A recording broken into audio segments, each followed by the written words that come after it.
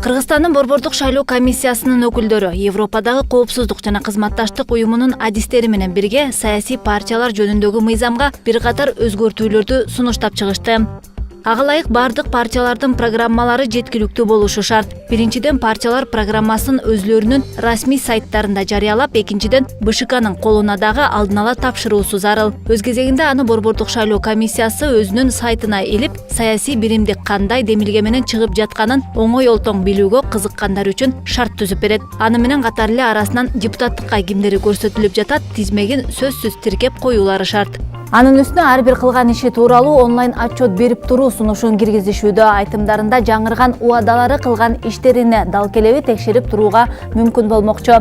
Адистер мындай демилгеге каршы эмес, бирок бул эреже парламенттеги партияларга гана тийиштүү болсо жетиштүү болмок деп эсептешет.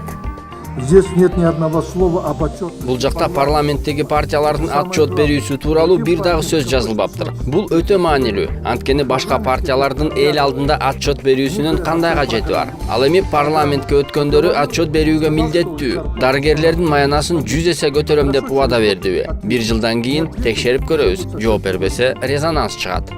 Сунуштардын дагы бири бул саясий биримдиктерди мамлекеттик казынадан каржылоо. Бул жакта сөз парламенттеги партиялар туурасында эмес. Тагыраагы, эгер кайсы бир партия шайлоодон шарттуу түрдө 3% чектен аша алды дейле, анда ал мамлекеттен каржылык колдоо ала алат. Жогорку кеңешке өтпөй калганына карабастан, бюджеттен көмөк алууга жол ачкан өтмөк канча пайызды түзүшү керек азырынча аныктала элек. Ошентсе дагы мындай артыкчылыкка кандай партиялар илиниши мүмкүн, алар үчүн өзүнчө эрежелерди ойлоп табышкан.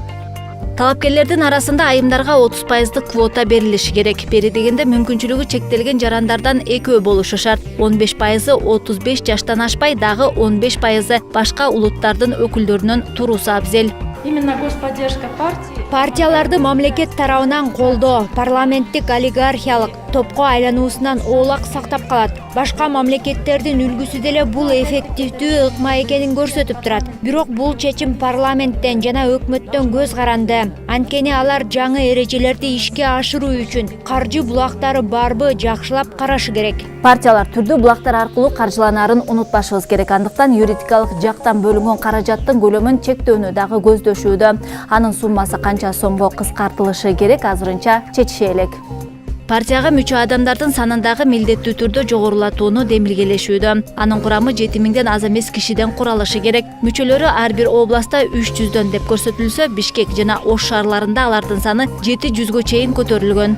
Азырынча айтылган сунуштардын бардыгы тең сунуш иретинде гана жаңырды. Анын долбоору жогорку кеңештин талкуусуна чыгарылганда дагы толгон токой толуктоолор киргизилери анык. Белгилей кетсек, саясий партиялар тууралуу мыйзам 1999 жылы кабылданып, андан бери эч бир өзгөрүүсүз иштеп келет. Наргиз Асекова, Урмат Үсенов, Рустем Райымбеков, Апрель телеканалы.